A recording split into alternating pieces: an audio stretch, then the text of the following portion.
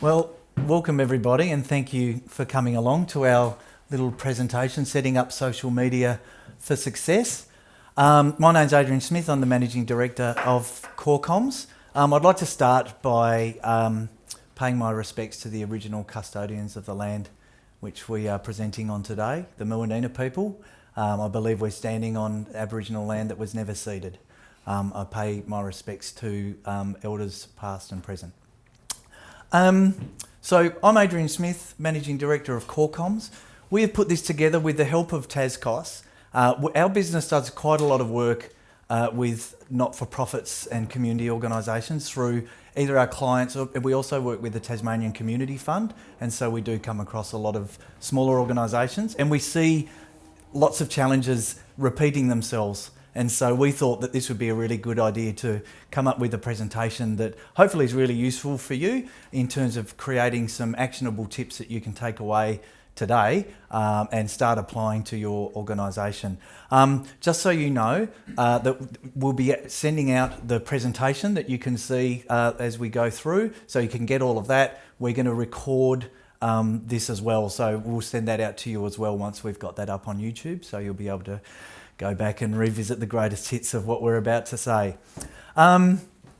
So if you're watching online, please start asking questions in there, and we will at the end get to a Q&A and we'll start answering questions. For those in the room, if you can just hang on to your questions until the end, we'll have hopefully about half an hour to get through that.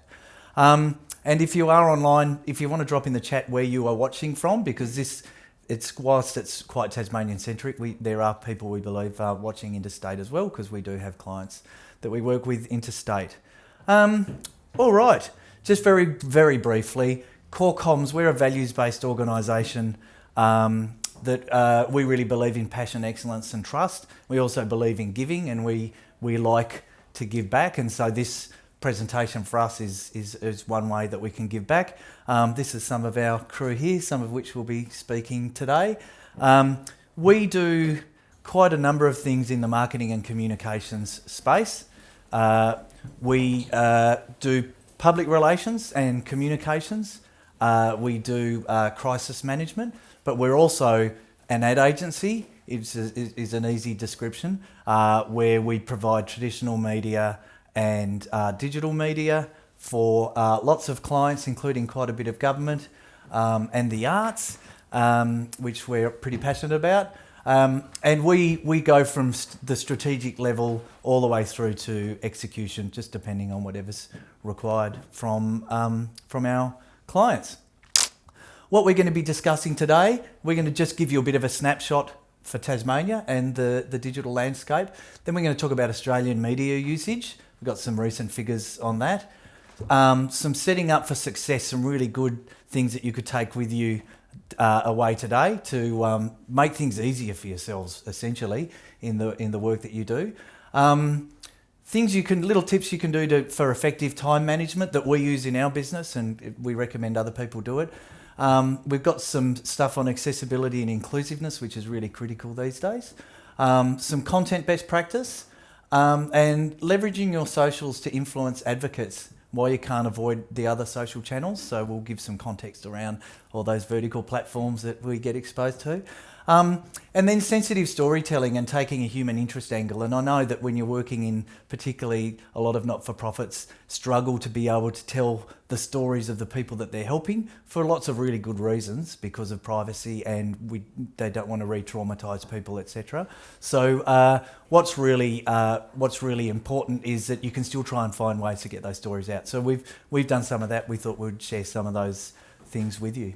And then we'll do a Q&A and we'll wrap up. So we'll be done by midday. So that'll all be pretty cool, I think. So I am going to, I believe, throw over to Craig, who is our marketing director, who's been with the business for 20 years in March, who's going to give you some information on Tasmania and Australian media usage. Thank you, Adrian. So yes, thank you for that, Adrian. Firstly, I just wanted to provide a bit of a overview of the social media platforms and their penetration into the Tasmanian market, so we can kind of understand the volume of people we're able to reach through the social media platforms in Tassie. Most social media platforms report on people aged 13 plus. But LinkedIn and TikTok only report on audiences 18 plus for whatever reason, and that's particularly interesting given TikTok has such a young audience that's under 18. But these are the figures that we have. So as you can see there, Facebook reaches 75%, so a clear winner in terms of penetration into the Tasmanian market, followed by Snapchat with 50% of the 13 plus audience, and then Instagram at 48% of the 13 plus audience. LinkedIn, that's 40% of an 18 plus audience, so some quite extensive reach there, and then TikTok at 23% of the 18 plus audience, but I'd provide a rider with that would be significantly larger given the probably 11 to 12 to 17-year-old age group, which would have probably 95% of that cohort on TikTok. And just as a point of comparison, the Southern Cross Tasmanian News, which is the highest rating Tasmanian TV program, reaches about 65,000 people on a Sunday night. That's about an average. So that gives you a bit of context in terms of the reach of the social media platform. So what this does is, I suppose, highlight the need and the benefit that social media platforms in Tassie can deliver in terms of reaching your audiences. Just if we move on to Australian social media review, and well, no, this isn't social media, this is all media. There's just to provide some context around digital and social, and the time spent daily on the various media platforms. So not just digital and social, but also traditional media. And what we see here is that over time, the last year, 6.5% increase in terms of usage of the internet, increased by 22 minutes. And the use of the time spent on social media has actually decreased. We find each year we find that this flip-flops a bit. It goes up and down, but 1 hour and 51 minutes average time spent daily on social media. Interestingly, TV at 3 hours and 17 minutes, which is about a 75% more than social media. So it's an interesting thing to just keep in mind that while people perhaps think that traditional media is dead, it's not always the case. You can see the extensive time spent on, and that's broadcast and streaming TV. So catch-up or connected TV and broadcast TV. So still definitely in the race in terms of reaching people. There's been some big losers, I suppose, in terms of time spent on the various media, and one of the biggest ones is press, online and physical print, which is decreased by 44%. So a significant decrease in that field. Radio's also decreased by about 15%. And we've also got decreases in the time spent on streaming, listening to music streaming services. So yeah, just a bit of an overview, I suppose, in terms of where people are spending time on media in general. So what we're looking at here is the way that people in Australia discover brands or organisations or services and products. And you can see here that search engines is where the majority of people find out about brands. So putting in keywords that they're looking for, and then where they discover it is through the search engine. So what this highlights, I suppose, to organisations and brands is the need to have a good search engine ranking, and whether that's through search engine optimization, which is a bit of a dark art, and there are specialists that can help you with that. And similarly, you can pay for that as well through Google AdWords. Followed by word of mouth, which is always quite high ranking in terms of where people discover stuff, given that people have a lot of trust in word of mouth from friends and people they know. TV ads comes in at number 3. So again, TV sitting quite high in terms of its ability for discovery, and then in 4th place, social media ads. So this slide is looking at the use of social media for brand research, and this point here shows that 34% of Australians, when they're investigating a brand, actually use social media to delve further into their values, their principles, any information about them. So a third of people perhaps not getting on their websites to look for information about them, but looking at their social media sites. So again, this demonstrates the vital importance of having an up-to-date and active social media sites. Not just Facebook, because there are so many other social media platforms that we need to be across, particularly when you've got 1 in 3 people using any form of social media to discover a brand. So well worth noting, and what it demonstrates is the need to have an active social media platform that's up to date and will hopefully engage people. So time spent social media. It's time spent on social media apps. This never ceases to amaze me as we look over the years, the growth in TikTok. You can see here that 42 hours per month is the average time that people spend on TikTok. That's the average time. So you can imagine the outliers. Anyone here who has teenagers would probably not be surprised at that figure when they've seen people jump onto TikTok and then get lost. And this demonstrates that. That's been a growth of 44% since last year. Or 12 hours. So massive growth. This time last year we looked at this and it was just under 30% and had risen by 26%, which we thought was massive. And then it's increased even more. And look, I'll be interested to see where it is at this time next year, because it's just pervasive. The algorithm is very powerful. It knows what people want and serves content to them.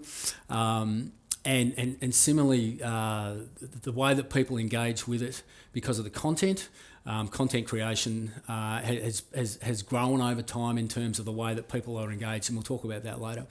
It really is captivating. Partnering with creatives who can develop content for you for TikTok is vitally important, because if you get that right, then you can really open up to new audiences. Similarly, you can kind of influence people's decision making and give you some real cultural clout in terms of your brand through TikTok. Interestingly, TikTok was the 5th most downloaded app in Australia in 2023. It was only behind MyGov, I think it was, CapCut, which is a video editing app, WhatsApp, and Temu, which is just an app that sells everything. Also, it drove the 4th highest in-app consumer purchasing in Australia, and that was behind Disney Plus, Tinder, and YouTube. So again, there's so much activity going on on TikTok; it really can't be ignored.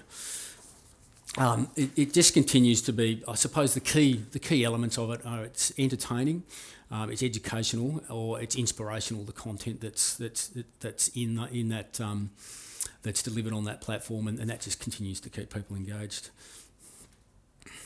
So I'll now hand over to Henry, who will talk you through setting yourself up for success.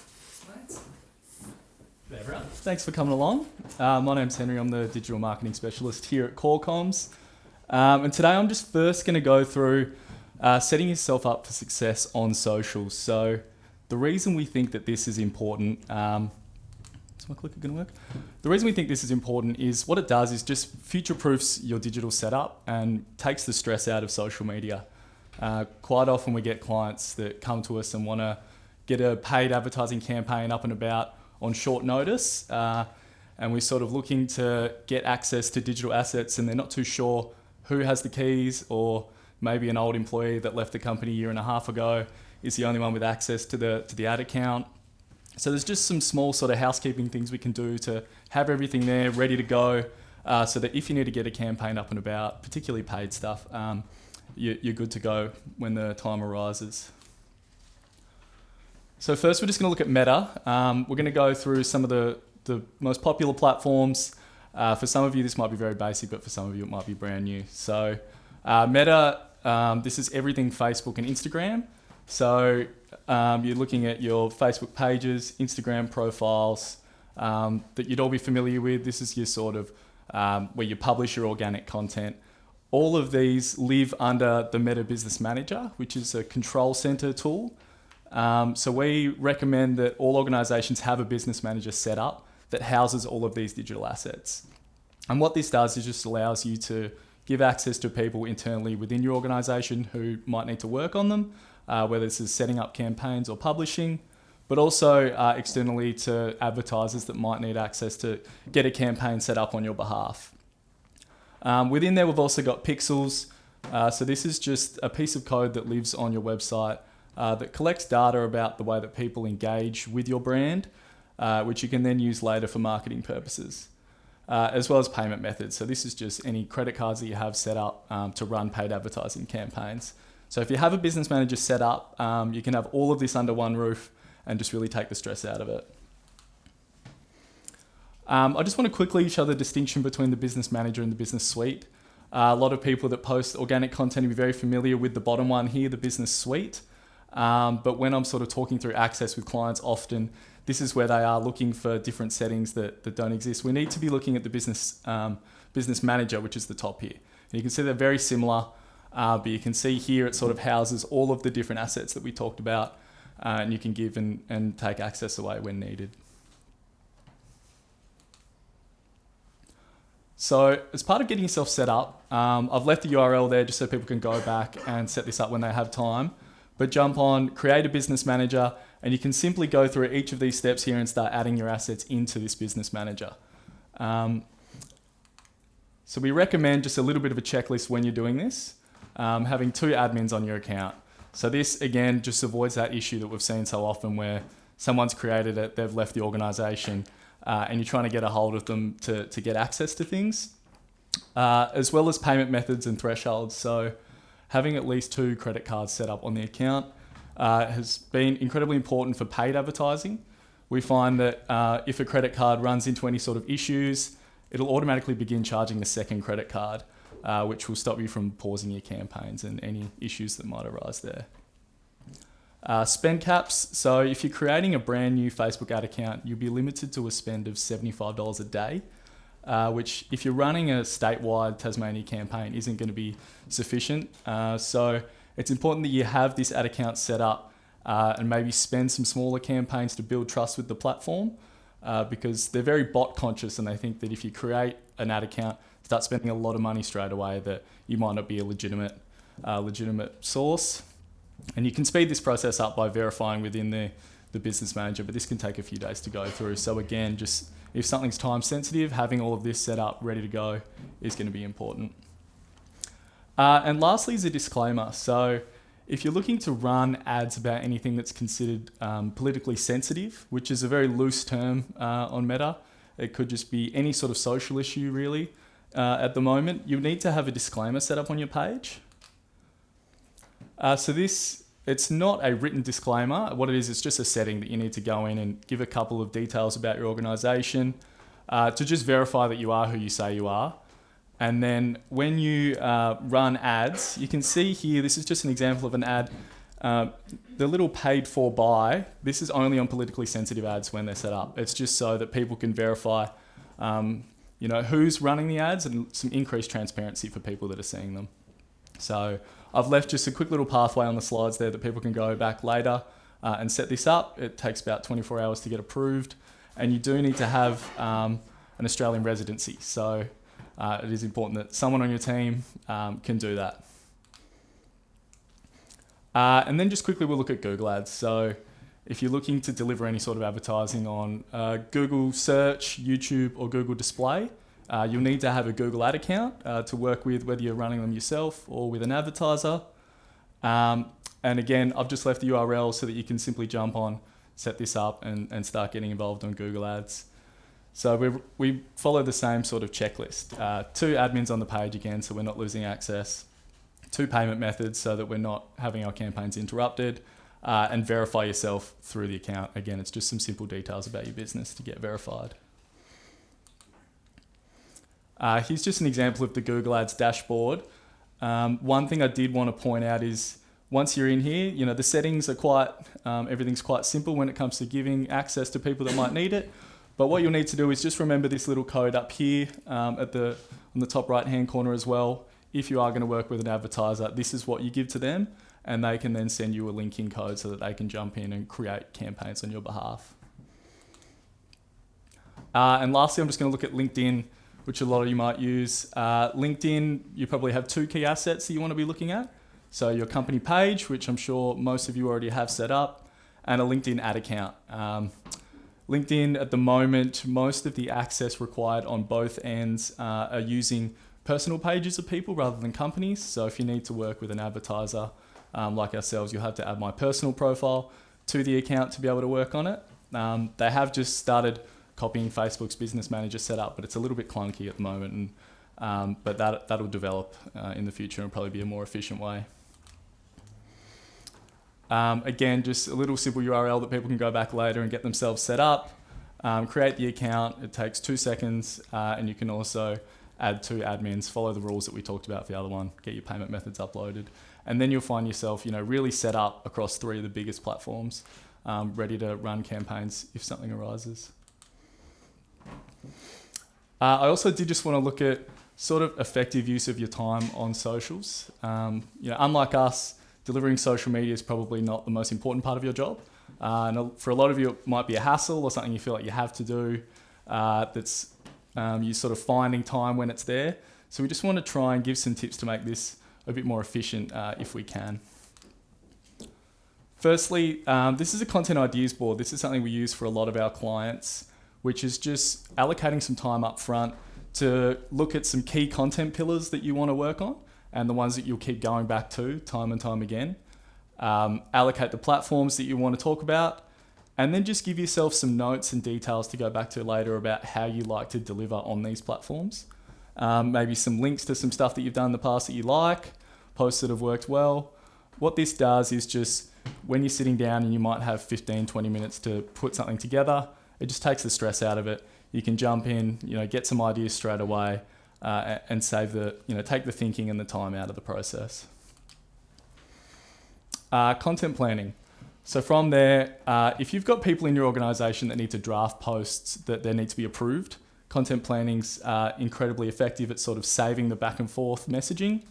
What it does is someone in our organisation can go in and draft 5 or 6 posts ahead of time, body copy, alt text, and put the creative in. And then using the live link, anyone that needs to approve can just jump in and approve, 4 or 5 pieces of content at a time.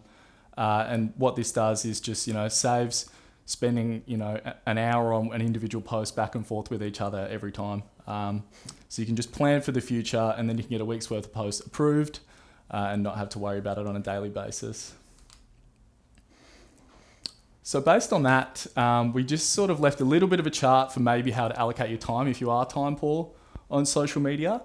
We've got an example. If you've got 15 minutes a week, you might just want to focus on, one platform primarily, maybe the odd post on Instagram. Or if you've got, 5 hours, for example, you can be a bit more intensive and sort of work at the frequency that you want to work at on these platforms. So we recommend you sort of be honest with yourself and set a time that you might have per week. And then, sort of try and stick to a guided frequency. And it's just something you can sort of work to a frequency of posts and make it more efficient. And I'll hand you back to Craig, who's going to chat about accessibility. Thanks, Henry. No worries, mate. Cool. Through this section, we're just going to talk about the benefits of having accessible and inclusive content, just to ensure that you engage with broader audiences. I just wanted to draw your attention to the fact that Tasmania has the lowest literacy, unfortunately, the lowest literacy levels in Tasmania, in Australia. And according to Primary Health Tasmania, 26% of Tasmanians have some form of disability. So while it's important to be to have accessible and inclusive content, probably more so in Tasmania than any other state in Australia. So what are the benefits of accessibility and inclusiveness? So equal access. So obviously social media provides connection, news, communication between people, and so ensuring that everybody has access to that regardless of their abilities ensures that there's equal access for everyone in Tasmania. There's larger audiences as well, so everybody really can benefit from accessible and inclusive approaches, regardless of whether you have a disability. It might be that you like to read copy because English is a second language, so having closed captions is something you prefer doing, or you might be in a low sound environment. So it just ensures that you open your content up to larger audiences. Brand reputation. So if you value accessibility and inclusiveness, obviously people will recognise that your brand is recognises this as well, and that can have good brand reputational consequences. Interestingly, if you're using closed captions in videos and alternative text, which describes images, which we'll come to, that helps to increase your search engine optimization. So just another kind of secondary benefit that comes from having accessibility and inclusiveness practices included in your social media.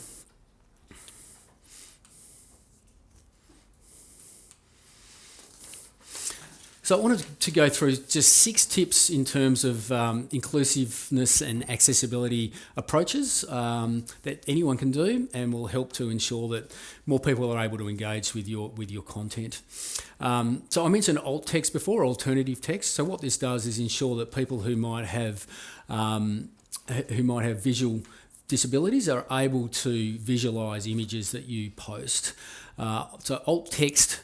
A lot of social media platforms, alt text, they have object recognition software, which will then include alt text.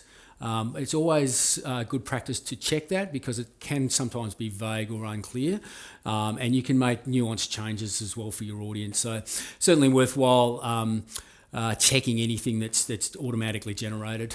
And like I said, every platform, when you select an image and pop it into your post, if you go into the edit section and then alt text usually comes up, that's where you're able to include your alt text. Closed captions. Again, this enhances the viewing experiences, particularly for those who may have hearing difficulties. Similarly, people who might have English as a second language or are learning English, quite often, obviously, they're able to read English better than they can hear it. And similarly, if people are in low noise environments where they can't have the sound up, you're able to engage them automatically using closed captions. There's 2 types of captions. There's closed captions and open captions. Closed captions people can turn on and off, and they're the best ones to use. Open captions is generally where the text is burnt into the video, which is not as flexible. It can be beneficial if you need to have specific type of font for your brand, but generally the closed caption approach is the way that we recommend it. Make your text accessible. So avoid having all caps. Caps, it's difficult for people because you don't have a lot of form there in a word. Sometimes people can find that difficult to read the copy. Similarly, people who use assistive technology or screen readers, so they may have visual disability, so screen readers actually read out the content that's on screen for them. It can pronounce things that are in all caps as an acronym, so it doesn't read the word out. So that can be pretty disconcerting for people as they read through using assistive technology. Similarly, spell out acronyms. So if you do use acronyms in your posts, it's important to ensure that you actually spell it out first and say what that acronym is, because a lot of people may not know what the acronym is, and it can disenfranchise people. And similarly, some assistive technology like screen readers will actually, rather than spell out the acronym, will try and say it as a word. So again, that can make it confusing. Write in plain language. So yeah, look, when you're writing copy, I suppose step back and consider if people have English as a second language, or they have learning disabilities, how easy it is for them to understand it. Don't use jargon, technical speech.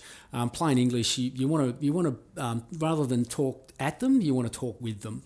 So it's important to ensure that there's no jargon or language which is really technical in there. It's really trying to kind of take them along for the ride and feel like they're being included.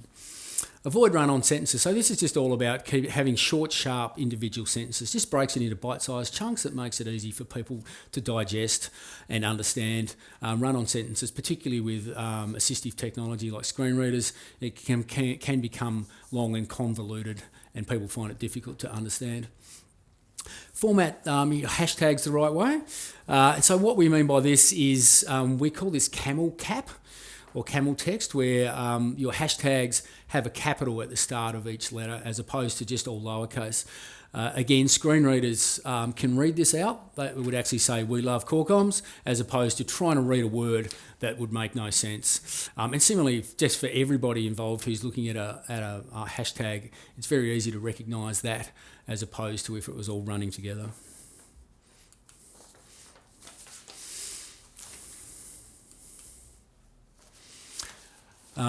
Present the most important information first. So again, this leaves people in no doubt the message you're trying to get across. You're not burying it in amongst the copy. It's upfront and easily understood in the first instance. The message you're trying to get across. Similarly, include @ at the end of your post. So some people might, if they put an @ mention in the middle of a post, screen readers would be reading that through the post. So people who need assistive technology to read a post, that @ mention would be in amongst the copy of your post, which will make it just awkward and just interrupts the flow of your initial copy you're trying to get across. So @ mentions should be at the end of any post. And avoid creative typography. And what I mean by that is if you have the ability to change the fonts or the sizes of your copy, and you do that a lot throughout your post, people who have assistive technology like screen readers, unfortunately, every time you change the font, it actually indicates that to them. And I've got an example here of what they might hear when there's a lot of text changes. You can see in this example there's a lot of different fonts that are used, and I'll just play that for you.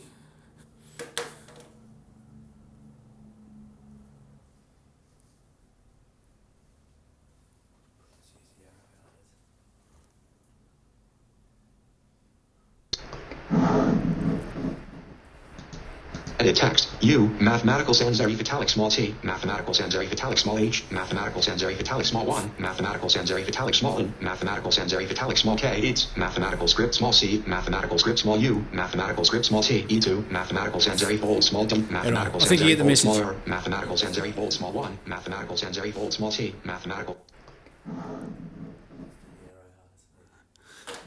Cool. So create accessible visuals. So that was more about the copy side of things. This is all about the visuals. Check your colour contrast. General rule of thumb for those who are in design is you need a 4.5:1 ratio in terms of your contrast. There are online tools which I've mentioned there, colour contrast analyzer, which you can go back and have a look at when we deliver the slides to you, and you can see the difference. Particularly people who are vision impaired, it can be very difficult to understand what's being communicated if the contrast isn't there. Don't depend on colour to convey meaning. So quite often it's very easy to use green for red and green for go and red for stop, for example. Particularly people who are vision impaired or might have colour blindness.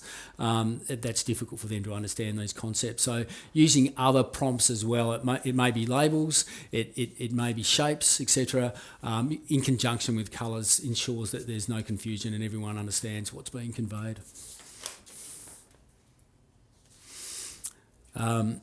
So, yeah, actually, before I went to this, I should have had a warning that anyone has photosensitivity.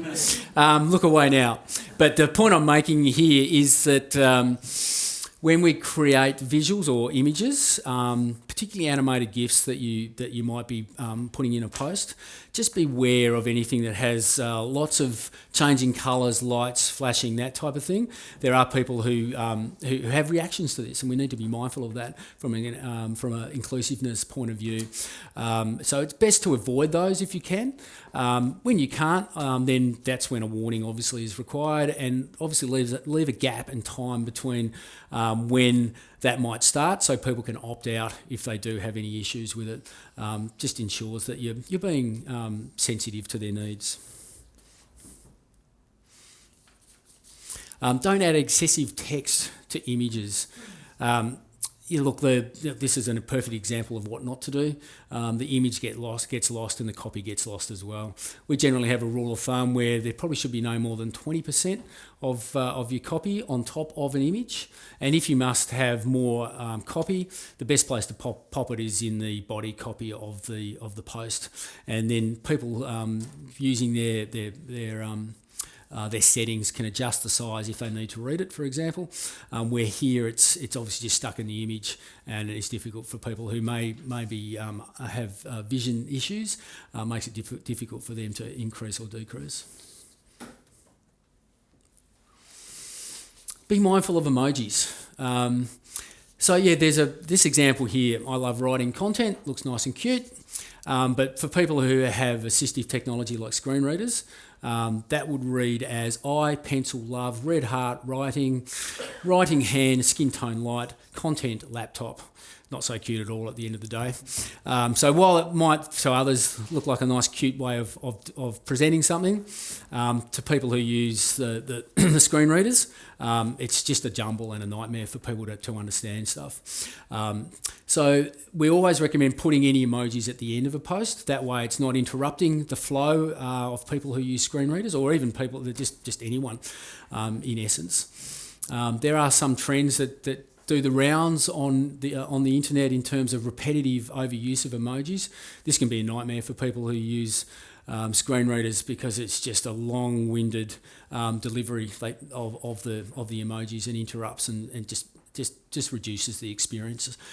So we generally say no more than 3 emojis is probably the best rule of thumb if you're going to be using emojis in your social media posts. And using emojis as bullet points introduces the same issue as well. Interrupts the flow of your bullet points. The descriptions of the emojis are mentioned up front, and you really lose the impact, and it becomes a bit of a jumble. So again, it might look cute to the developer, but you just need to be mindful of other people and the way that they are receiving it. Custom emojis, don't be afraid to use them. It's great from an inclusive perspective, but just be mindful of the fact that they sometimes have longer descriptions. So just be again, come back to that rule of thumb of only ever using a maximum of 3. Prioritise inclusivity in your images. So be mindful of the diversity of people that you use in your images that you post. Ensure that it's reflective of the audience that you're generally looking to engage.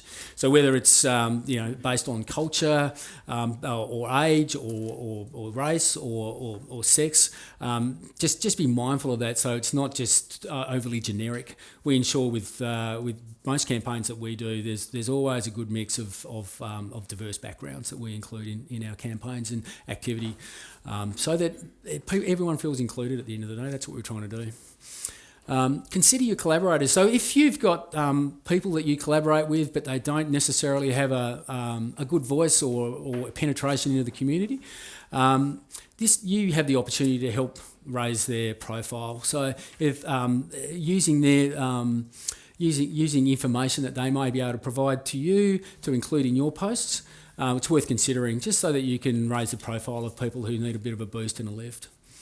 Listen to your audience. So if there's a situation where you've posted content and various cohorts or groups may have corrected you on something, don't be too proud to recognise that. Things are changing all the time, so it's not a big issue. It's just a learning process.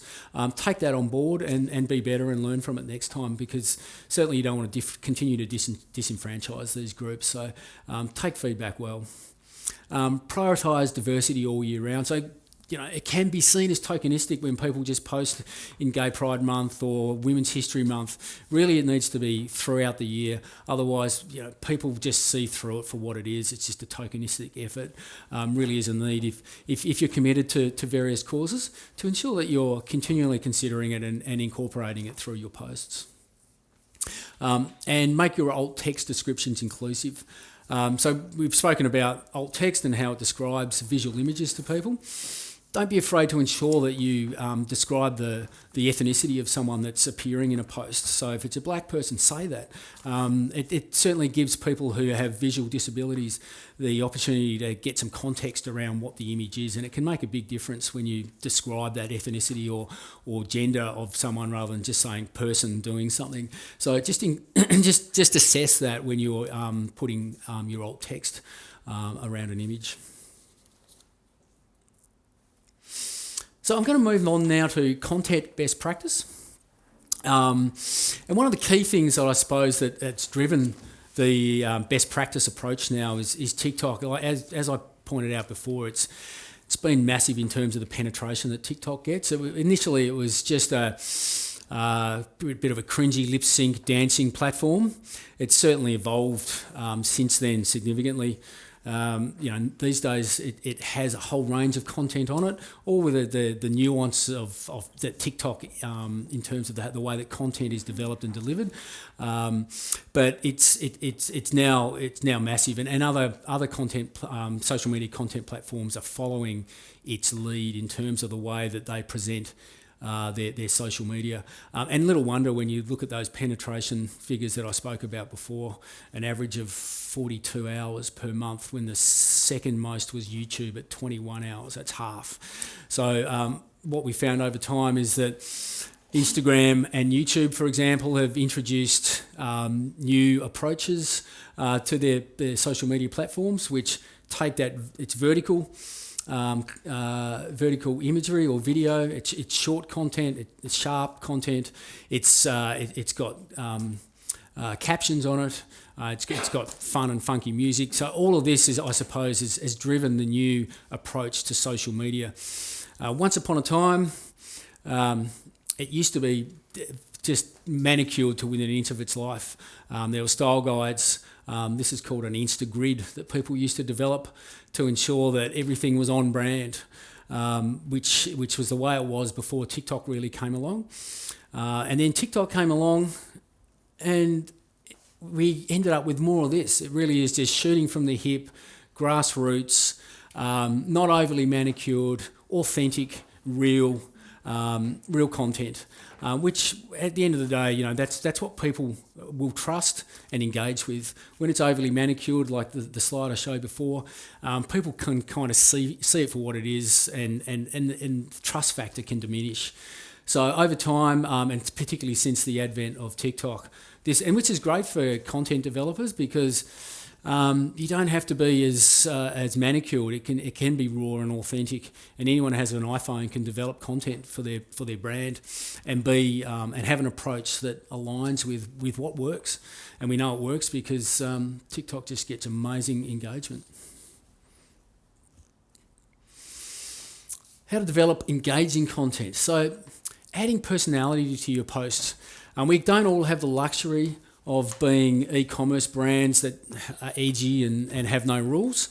A lot of you are social service providers and not-for-profits where we need to kind of maintain brand integrity, but it doesn't mean there's room not to have fun, not to inject a little bit of personality into the things that you post on social media. And it's vitally important that you kind of bear that in mind when you're developing posts, because that's the way that will get people engaged. A little bit of humour, a little bit of fun, personality, it will go a long way. It might just take a bit more thinking at times, but at the end of the day, it's well worth the effort. The hook. So again, this has become a very important part of your social media content development. It's really that first initial. People used to say 1 to 5 seconds. It's probably 2 seconds now, given the attention span that people have. It needs to be upfront, and it needs to engage people straight away, particularly given the fact that people are often on more than one device, and it's very easy to continue to scroll mindlessly past whatever you've posted. But if you've got that hook there in the video, in that first 1 to 2 seconds, it can stop the scroll and help to engage your audience. So what makes an effective hook? So as I said, that first 1 to 2 seconds, no long introductions. Long introductions on video really aren't going to cut it these days. It needs to be short, sharp, and straight into something that's going to capture people's attentions. And it needs to create curiosity. It needs to, people need to be, they need to feel like what you're about to offer is of value, and I need to keep watching this. So what I've got here is just an example of, this is a social media post that as a marketer that I receive. Ironically, they're not always that engaging. This one caught my attention just because there's an interesting hook at the start, which draws you in.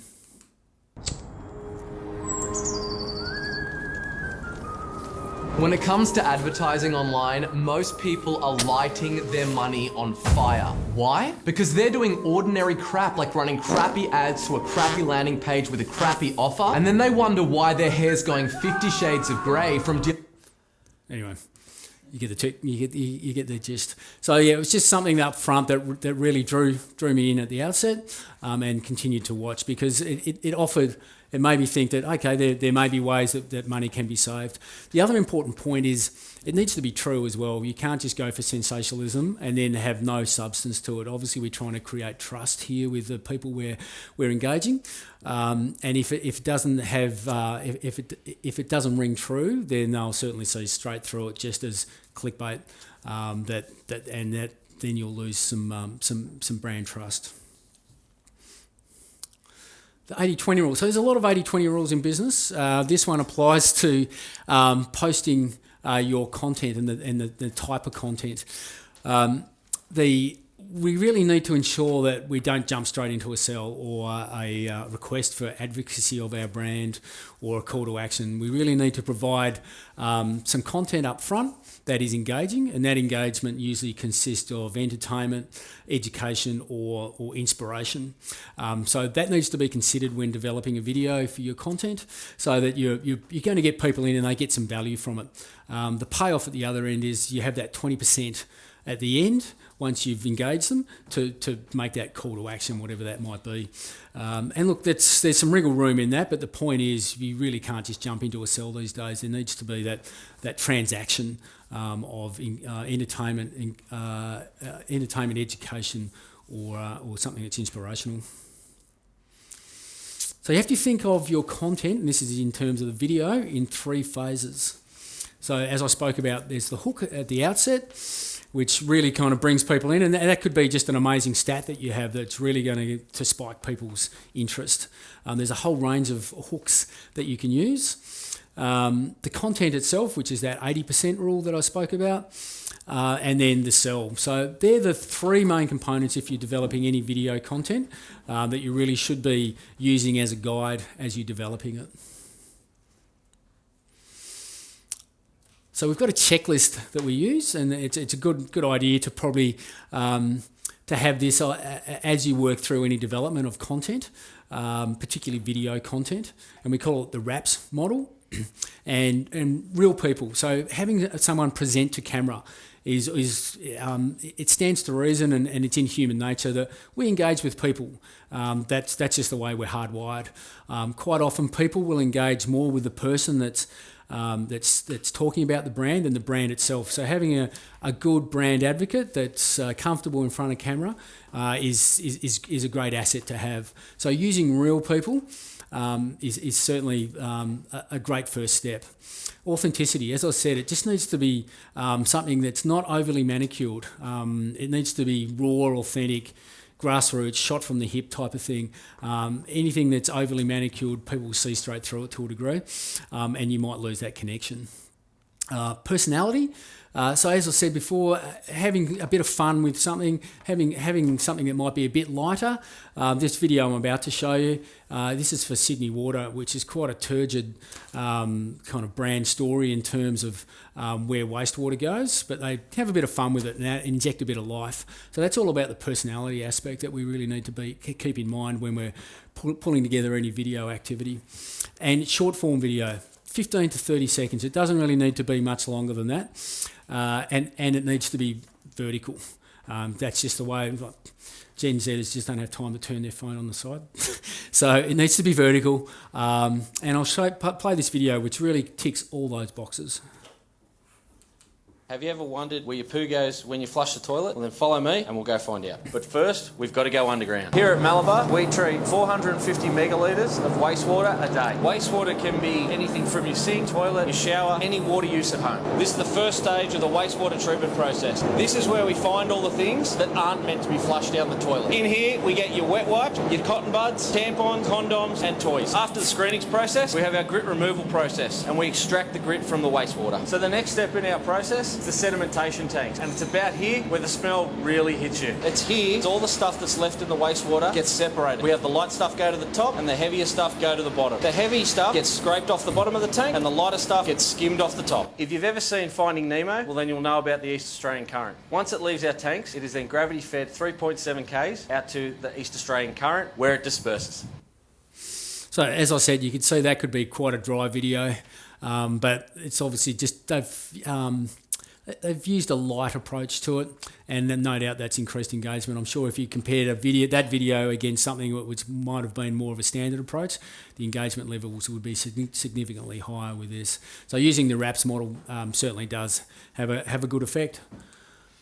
I'll hand you over to Henry, who's going to talk about leveraging socials to influence your advocates. Thanks, mate. So now we just wanted to have a bit of a look at more from a non-profit lens about firstly why non-profits are on social media, what are your goals, and sort of what you should try and get out of it. So first, why is it important? Some people's goal might simply be reaching more people, which is important.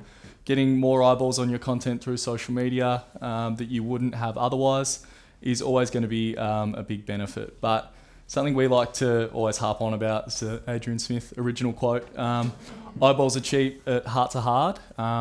We need to try and focus on, not just the numbers of the people we're reaching, but trying to sort of cultivate a community instead, which is how the best non-profit brands and brands in general operate on social media. So focusing on a community, what it does, it fosters sort of a connection between you and your audience and takes that one-sided post and ghost approach away from it, where they're just handing you information and you're receiving it. What it does, it sort of creates a conversation where people feel included with your cause and they're engaging back and forth with you. And this can then help, turn a simple number following into people that are actual advocates for your cause. So how do we actually go ahead and foster this community? First, it's sort of about educating your audience about the importance of your cause. What are you trying to do? Why is it important? Why will it influence the lives of individuals, or why is it going to influence the world? Sort of answer these questions for them so that they can really identify with what you're doing. And it goes back to what Craig was saying with the education being one of the key content pillars. You've really got to keep them involved with what you're doing to make them feel like they're along for the ride and part of it. And engaging with them is incredibly important. We can see, an example from Starbucks here. It's a really dry response, but this is an example of the sort of stuff that good social media brands do. Obviously, it's a big time requirement to be going in and engaging, but what this does is it makes people that engage with your brand feel seen. They're more likely to do it again, and then other people observe this and they're more likely to continue to engage. And what it also is great for the algorithm, and it's going to keep pushing your content further. And we look at sort of letting your audience know what they can do to get involved. Again, this takes away from that one-sided transaction where you're just telling them things. What you can do is, how can they also help? They've followed along for a reason. They clearly identify with your brand and with your purpose. So if you can help them get involved, whether it's, fundraising efforts, whether it's surveys online, whether it's events, sharing a post, all this sort of stuff helps cultivate community and turns these people into real advocates. And you can see real results from your social media following. And taking them along for the ride, tell them where you want to be, keep them involved as things go on, be really open and transparent with your audience when you can. Again, just sort of builds this connection. So part of that is sharing your impact, celebrating the victories. What this does is shows them that what you're doing is worthwhile. And they get a bit of a kick out of it, especially if they have been advocating for your brand. It's a victory for them and for you. So you can do this by, posting numbers or stats, but as we've sort of talked about, it's most effectively done when we're telling real stories about individuals that have impacted from what you do. An example here is from the Innocence Project. It's a non-profit in the States that gets innocent people off death row. And their TikTok content is a man that was previously on death row, now on a roller coaster, enjoying his life. And it's just a really easy way for people to see, the real world impact in someone's life. And let the contributors know, their value in doing these, making these things happen. Again, just keeps them involved, makes them feel seen, makes them feel a part of it. If you continue to do this, you're going to be, getting to more people and creating more impact. So we're going to talk about the importance of doing this across multiple channels. A lot of people are very Facebook focused at the moment, which is understandable because it's still a massive platform, but we also need to think about, one, getting on new platforms, and also how to sort of talk to people on the different platforms. I like this example again from the Innocence Project. Between their TikTok content and their LinkedIn content, talking about the exact same issue. You can see that on LinkedIn, they've posted an article for people to click, go through and read more, because their LinkedIn audience is probably more likely to do so, and they're on the platform sort of searching to find information. Whereas on TikTok, they've gone for a really TikTok-style short-form video with a person talking to camera. We've got captions, So for the exact same piece of content, they've distributed it and packaged it up differently for the way that these communities want to engage on those platforms, which is incredibly important to consider.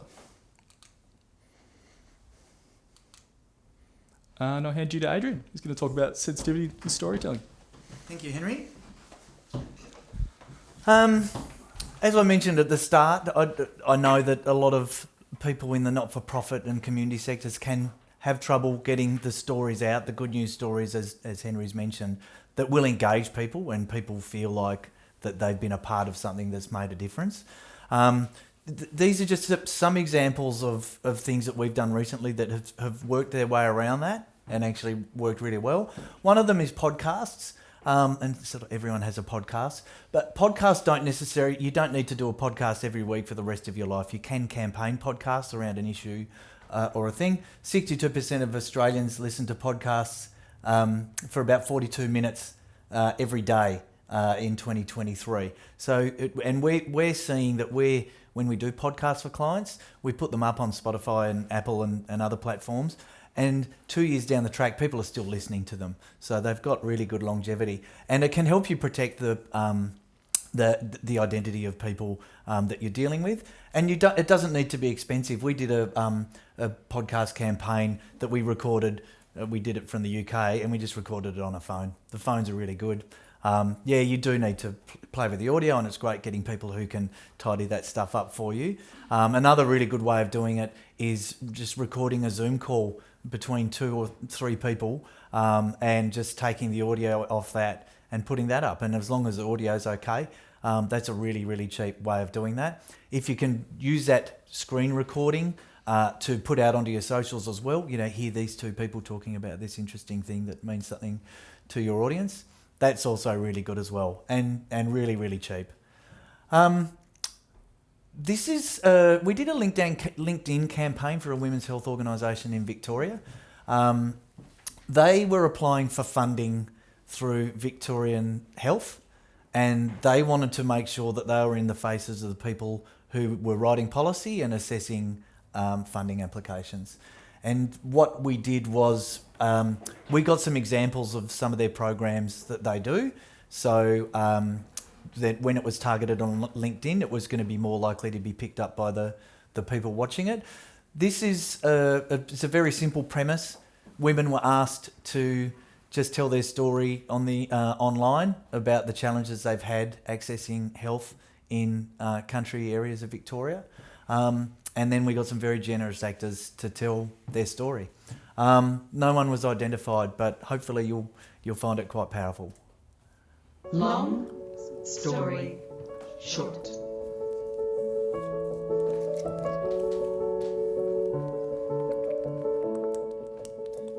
Growing up on a farm, there was a real close-knit vibe in our town.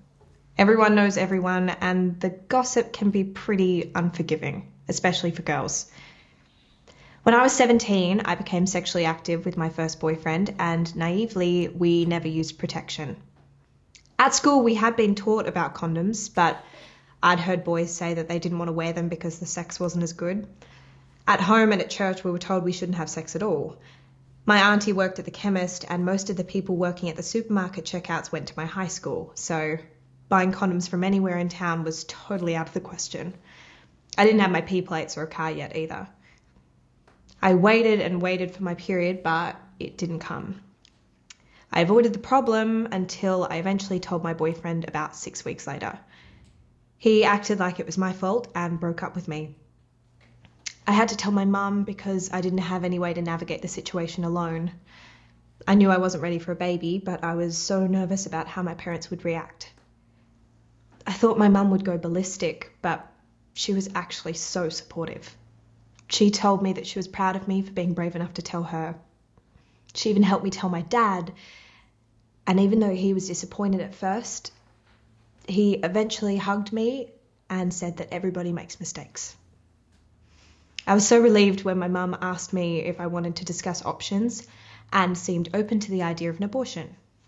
We agreed that I should go see a doctor in a bigger regional town near us. Luckily, my parents showed up for me.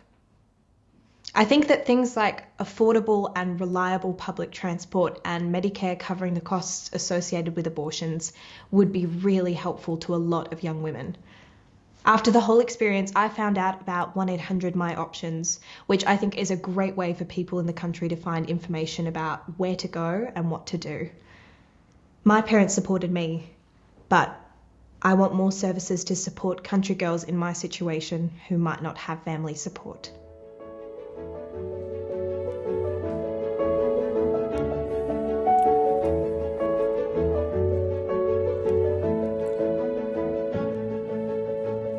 We got to thank you at the end, which was nice. All right, therein ends our presentation. It's time for some Q&A, and I'm hoping Ali's nearby because she's going to be reading some questions that have been coming through. We'll start in the room though. Ask us anything. If we don't know, we will tell you we won't know, but we can actually go and find you the answers. So, Ali, did you want to jump in? There's a couple of questions online. Yeah, great, cool. All right. Now the people watching online will know that this is a door and not a wall. Do you want to start online? Yeah. First? So this was very early on. Do I need the microphone? Yes, you do. Is the microphone on? I think so. So this is Ash asking hashtags. I've noticed that Facebook and Instagram, maybe it's just the phone apps, get rid of camel case automatically. Can this be turned off? Good question. Do you want to stand up? To be honest, I don't know. Yeah. So I'll We take can that on find notice out, and yeah. we'll pop that on the Yeah. chat. Yep. I think, I know in the past we've used it and it's worked okay, and that was Yeah. on Facebook, was it? Facebook and Instagram. she Yeah, says. right. Yeah. Cool. Okay. Great. Technical question. Okay. That's the first question we didn't know the answer to, but we'll find out, which is fine. The next question is from Tracy. She's asking how long the Sydney Water video was. What kind of length? I believe that one was over 30, which is... Over. Do I need that? No, I'm good on that. Yeah. Makes sense. I forget it's there. I think that one was closer to 45. We sort of... It depends on the topic, but a lot of people say that 15 to 30 these days is where you want to be, up to 60. But yeah, if you're telling a story that needs to be told in longer format, hopefully you can grab the attention of the person to keep them engaged. So if you're making great content, you can keep people around. And something we talk about is when we're doing our campaigns, we talk about the rabbit hole and funneling people through. So we will do a shorter video that gets their attention and tells them what they need to know. But then we will create longer assets, and based on their interactivity with the campaign, we will then serve them the longer assets because they're going to be more likely and we all go down rabbit holes. We get started on YouTube, and an hour later we're looking at something we didn't even intend to look at. So, like as Craig said, you've got to have the hook, and it's got to be meaningful. But don't sweat too much if it ends up being 35 seconds or 40 seconds. If it's good content, it's good content, that's the key. If it goes longer than that, that's not a problem, because if the content is relevant and people are interested, they will continue to watch. So while we say there's a rule of thumb of perhaps look at 15 to 30 seconds, if you need more and the content is compelling, then do it, because people will continue to watch. Any questions in the room? There's more coming in online, but has anyone got any questions in the room? Lucinda. Thank you. So my question around content is, and I need to use my own experience because is that I have occasions when I have really good content, and I have occasions when I have nothing really to say, and making shit up is not always like it doesn't become authentic anymore. So there might be gaps in between because there's a campaign on, and there's energy built around the campaign, so there's things that you can talk about. So I'm just wondering about that balance between organic posting of just saying we're still here, and the more campaign orientated posting, which is where you will create a podcast or you will create an ad or something that will spread and keep going. So just for those online, so the question is about if you don't have anything to post, feeling the pressure of needing to post something when you actually don't have anything to say. Craig, you might want to jump in as well, but I think it's about knowing what it is you're trying to do. I know a lot of board members of not-for-profits will say, we're not doing enough online, or we should be doing this and we should be doing that. It's about having that really clear strategy of this is what we're doing. So if you're campaigning it, then we're campaigning it. So we're not online much at the moment. Yeah, because we've only got the budget to do campaigns, and the next campaign starts in X, Y, and Z.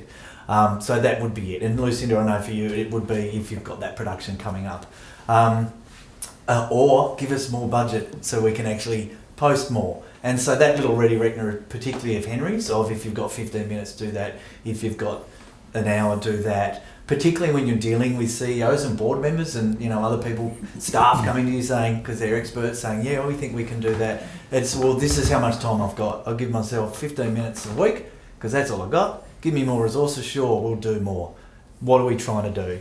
And that's where that strategy comes in, going, do we all agree that we're going to be growing our audience? Because we know what to do when we need to do that. You guys would all know what to do when you need to do that. And it's having that agreement. So does that help? And similarly, it's also about perhaps looking at other aspects of your organisation. So the history of it, board members, you can profile people. So using one of those matrices that Henry had on screen, where you do take some time to step back and plan when you have...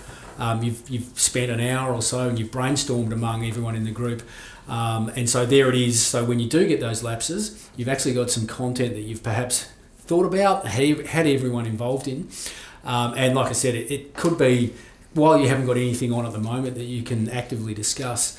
It can be looking at other aspects of your organisation. Like I said, it might feature the employees. We do that at Cor Comms quite often. We'll have a question that we might ask one of our staff members. What they love about working here, or something interesting that they've done in their career.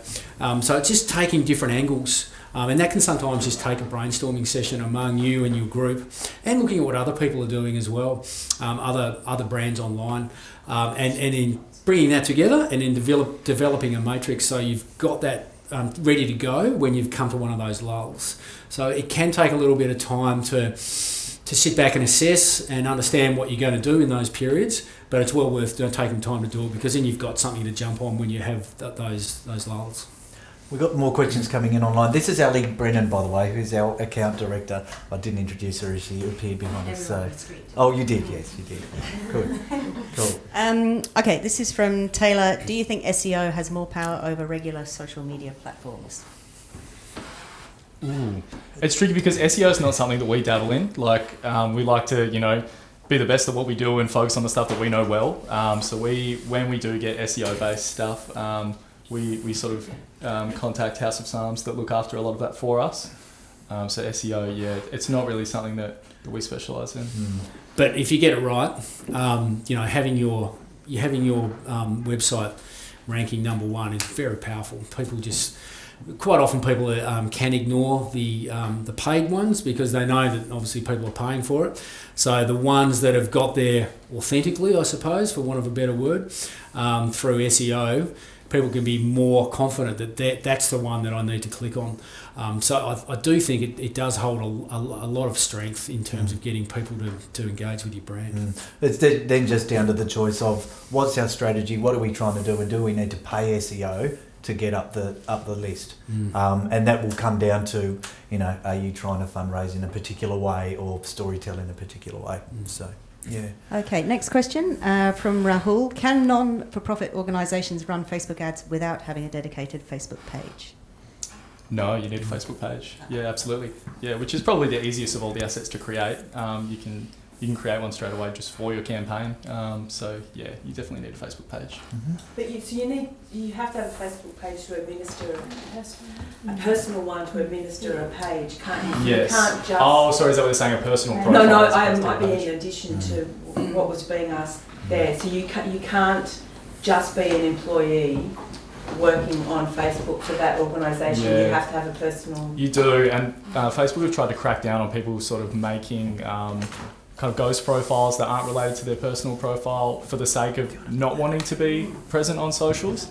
And everything, you can't log into a company page on Facebook. No. It's something connects to your personal profile. So yeah, it is something that does need to be done. But you could start a personal profile that's got nothing in it. Yes. Or is that what you're saying there? No, you can if it's legitimate. Yes, but you don't have to be active on it. Yeah. But people will create one that's got nothing to do with their own name under a fake name, and the issue is that then it can be deleted later on, and then you're in a bit of trouble. Do you want to go another one? Yep. Is there much of a difference between business Instagram accounts and creator Instagram accounts? I recently switched to creator because I couldn't use popular music on our stories with a business account. That's from Georgia. Well, business, you typically get more insights that you would with a creator account, and you can also add them in sort of under that business manager control center to sort of deliver ads and run campaigns through. So my preference has always been running through a business account, but that's not a particular issue that we've run into as much, which is a bit of a shame. Okay, next question from Alison. Other than Meta Business Manager, is there other software that will post to multiple social media platforms? Yes, there's a lot. Yeah. I know a lot of people use Buffer. I've had experience with Buffer. Hootsuite? Is Hootsuite one? Hootsuite, yeah. There's hundreds. I personally don't love those. I've had issues with some of them in terms of actually putting the content out. Having the correct sizing for the content. They'll often repopulate your links to be branded to theirs. So I would always prefer to be posting from the platforms themselves rather than a publishing tool, even though it can be more efficient. And to that point that Henry made about, posting something different on TikTok as to what you would on LinkedIn for, you just have more control, and going between those will help you do that. Yeah. Any other questions in the room while the guys online are getting some good ones asked? Hello, Naomi. Good. We are potentially foraying into Facebook, maybe, but I need to understand a bit more about the time and resource it takes. So what are the kind of legal and best practice of situation around responding to posts, deleting posts that don't fit our guidelines and things? I think there was something a couple of years ago where we become responsible for whatever's posted as well. So yeah, just a bit around that, just to get an idea of how long it's going to take me to. That is the most concerning thing about comment monitoring and worrying about, you do have to be conscious of what people are adding to your page. If you recognise that you don't have the resources for this, you can limit comments by keyword. So first, you would definitely have a profanity filter through the page settings, which is important. You can also do general keywords, up to 1,000 general keywords. So if you're finding there's stuff that's popping up quite often that you don't want involved, you can add them. You can also add personal profiles if you're getting repeat offenders coming back, for example, talking on your page that you don't want to. So I think, if resources are potentially the issue, I would worry about the settings to sort of look after that for you, because otherwise, yeah, you're kind of keeping an eye on your comments Yeah. at all times. Yeah. Thank you. Great. Another one online, Ellie? Okay. Luke is asking, is it possible to overpost providing too much content? And if so, how can you manage this with competing content and posts? I definitely think you can. Yeah, I think it kind of goes to your point where you find yourself posting for the sake of posting. And I think that it's a good way to lose an audience if they find out you're just putting stuff, relevancy and authenticity, as Craig was talking about, is kind of what connects the most to the audience. So yeah, I definitely think while there is a case for sort of meeting the frequency that the platform wants to push the algorithm, posting content that you don't really believe in. It's really about whether it's adding any value to your audience. Yeah. That's what you're looking to do in essence when you're posting, is add some value, whether it's through entertaining, educating, or inspiring. So looking at it through that lens is probably a good way to go. And if it's not ticking any of those boxes, then is this really going to improve our position? And then if it's not, then don't post it. Yep. Another question in the room? Got anything? Yes. Yeah, if I want to try LinkedIn ads and I only have a budget of about $10 a day, would it work? Would it be effective? Yes, LinkedIn, that is the minimum spend on LinkedIn ads. So you do need at least $10 a day. But we base budgets off audience size.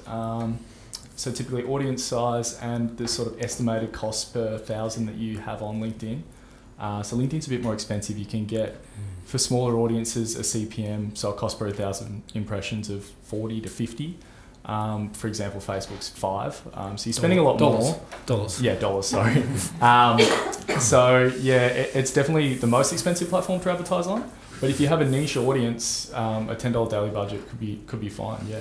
So it really depends on how big that audience is that you're targeting. So when you're doing your research in the setup, you can find out through your targeting profiles how big of audience you can reach, and then that'll really guide what your budget needs to be.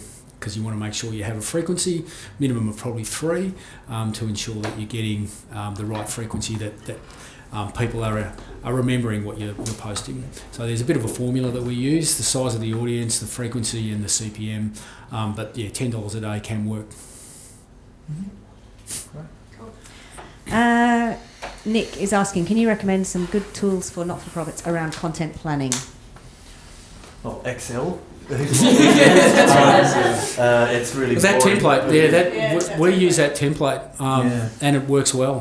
We're happy to share that template too. We can include out what we use. Obviously, not filled up with any of our client stuff, but we can share that. Look, in the end, if you're looking at approvals from people up the chain, if you're looking at contributions from people within your team, if you've got to make sure that it's right, then having a shared spreadsheet is a really good way to go about it. And I know a lot of other agencies do exactly the same thing. So we use Teams just because you can share across all the users, but similarly, Google Sheets and those type of things which are on the cloud can be shared across users. So yeah, I think that the basis or the key focus needs to be that everyone can access it in real time, so that you're not putting in an email, sending it on, things can get lost, or wrong versions can get delivered. So that real time is important. So I'm just going through all the questions here. This is quite a long one from Sarah. She says it's a bit left of field. She says, I find it impossible to upload more than 80 images to a Facebook album. It posts automatically without description or copy, and then to edit the automatic post, Facebook alerts that posts must be 80 photos or less. I've tried everything and end up with duplicate posts as I then reshare the album with the copy and mentions, but then both posts remain and people share and like both, so we don't get as much traction on the right post. Very annoying. 80. I can't remember the last time I tried to put 80 photos. Yeah. That might be the issue. Yeah, I think if we go back to sort of keeping people engaged, you're probably not going to get someone flicking through 80. So while I don't know if that is the maximum, I think best practice would say probably limit them down to your favourites from the 80. Unless it's an event or something where people, I do park run, and so there's always park run posts with tons of photos of each time. So yeah, I think it's about maybe creating some rules for yourself around how do we get that number down so it's actually actually effective. Okay, there's another question here about suggestions for social media management platforms, but I think you responded to that already. From Jennifer, what key questions or aspects would you consider when first starting out a campaign? Questions or aspects. Who is your audience is something that's really important. Where are they going to be? Which platforms? Geographically, where they are as well, so you can ensure that you're not serving your ads outside the area that you want to impact. Yeah. How the people interact. If you find targeting parameters where you can reach this audience on a platform, typically we get a brief, we jump into the platforms and see how effectively we can reach the target audience, and then you start to think about how they would actually want to interact with content on that platform. Like we talked about with the TikTok and LinkedIn, the difference there. So then you start looking at sort of developing creative that would be effective for that audience. Probably key things. a next level is, do you have a pixel on your website? So if you're driving traffic to your website, the pixel then kind of records and you can reserve advertising to that person that's engaged with your page, so you can push them further down the funnel. So a pixel is another aspect to consider. Wow. Isn't there a term, Adrian, that used to be said about no boost? Something No boosted posts. Yes, we're getting to that. Yes. Okay, sorry. Yeah, no, that's okay. We'll talk about it now. So we have some mugs for those who are here that you can take with you, and on there's a hashtag no boosted post. We don't like posts being boosted, and Henry can sort of go into the science of that. We hear a lot of people under pressure to say, they might be told by a CEO or someone, we need to get this out further. What can you do? And yeah, absolutely. Meta will take your money anyone good in business will take money off you as quickly as possible. And they make it easy as well. It's just like one click. Yeah. So Henry can speak with some more intelligence. Yeah, well, I think from the platform perspective, you're getting limited targeting options. You can narrow it down. You can target through boosted posts. Often people don't. But you get a better targeting parameters through the ads manager. You get better value, cost per 1,000 impression typically, and you can have multiple creatives all running within the same campaign, which also lowers your cost per 1,000 impressions. So you're reaching more people for less. You're reaching people more accurately. If you set up a proper campaign, it's typically got a lot more thought and strategy behind it. And you get to control that strategy. Obviously, if you just boost post, there's no control that you have. Yeah, and it can start to hurt you in the algorithm if you're boosting too often. Your page can sort of start to see less reach organically. It's kind of a nudge to keep you boosting. Which is one of the reasons why Meta only delivers, I think, to 3% of your followers. It's very small these days. It's over the years, you've seen it diminish, and partly that's because they're a commercial operation and wants you to spend money on advertising. Yeah. So reaching an organic, your organic following is becoming less and less. And we do advise some clients, if they have a popular post, working to a strategy, that a regular conversation is, we'll put a bit of money behind that post to send it out further. Particularly if you've noticed that it's done well in the organic field, that it's a bit of a test, I suppose, that it's going to get traction. But certainly when we send out the presentation, the tips that Henry did around setup is really critical there, because if someone says to you, we need to get this out further and we need to do it now, then you're not going to do it with a business manager now if you don't have it set up. So actually you will only be able to boost it. So it's about getting yourself set up and ready to go based on whatever that strategy is. Yeah. Any more questions in the room? Michael? I've got a question on Pixel. I don't know much about it. Craig, could you just elaborate a little bit? Yeah, sure. It's a piece of code that you attach to your website. So any developer worth their salt who looks after your website can develop that pixel or place that pixel on your website, whether it's a home page or a specific page of your website. And there's pixels. All social media platforms have a pixel of one form or another, so that, as I said before, when someone visits that page, it fires the pixel, and that person, I suppose, is tagged, so that if you're doing perhaps, for example, some follow-up advertising on a product, and they visited a page that is relevant, that is associated with that product, then they become an audience that you will target. So you've got a pre-qualified audience that you're advertising to. So the pixel, I suppose, is just a little tag that this is a person you're interested in. You can advertise directly to them. Yeah, it's like the reason you're online shopping and you visit a website and you don't check out the cart, and you'll find that for the next 2 weeks they're harassing you with follow-up ads. The pixel is the reason that you're getting stalked. Yeah. We might take one more question online, and then we will wrap up. But if there's other questions that haven't been answered online, we will jump in the chat and we'll answer them for you. And we're hanging around after this for those in the room. So Ali, the lucky last question. Lucky last. So Tracy is asking, if your organisation currently has a Facebook page, hers must be Neighbourhood House, would you go next to start and growing TikTok or start and grow Instagram? Then she says, you may say both, and I'm feeling tired. And this is for a 25 plus audience. 25 plus. It depends a lot on the content that you'll be able to deliver. I mean, you can deliver similar content across Facebook and Instagram more easily, and you can publish them together. You're the connected platforms.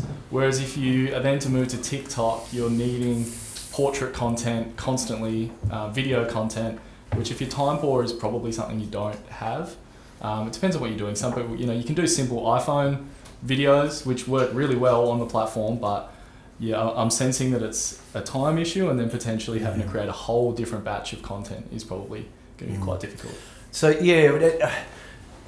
again, it's a resourcing thing, right? So if it's a strategic direction of the organisation you're working for, that it's really important that you need to speak to these audiences, then actually you do need to resource it then. So, we literally have had a conversation with a not-for-profit in the last couple of weeks around this very thing, and they chose to go YouTube and Instagram just basically because they didn't have the budget to keep the content up for TikTok. But again, I guess it all sort of boils down to what it is that you're trying to do. Yeah. Cool. All right. We will wrap up. Thanks very much for all of your questions. So just a few thank yous. Creative imagery. We've got Fiona in the back of the room on camera, and we've got Andrew on a truck that you might have seen as you came in. This is a full-blown broadcast setup that we're using, which is used for Anzac Day and cricket and tennis and all of that sort of stuff. And I've worked with Andrew now for 20 plus years.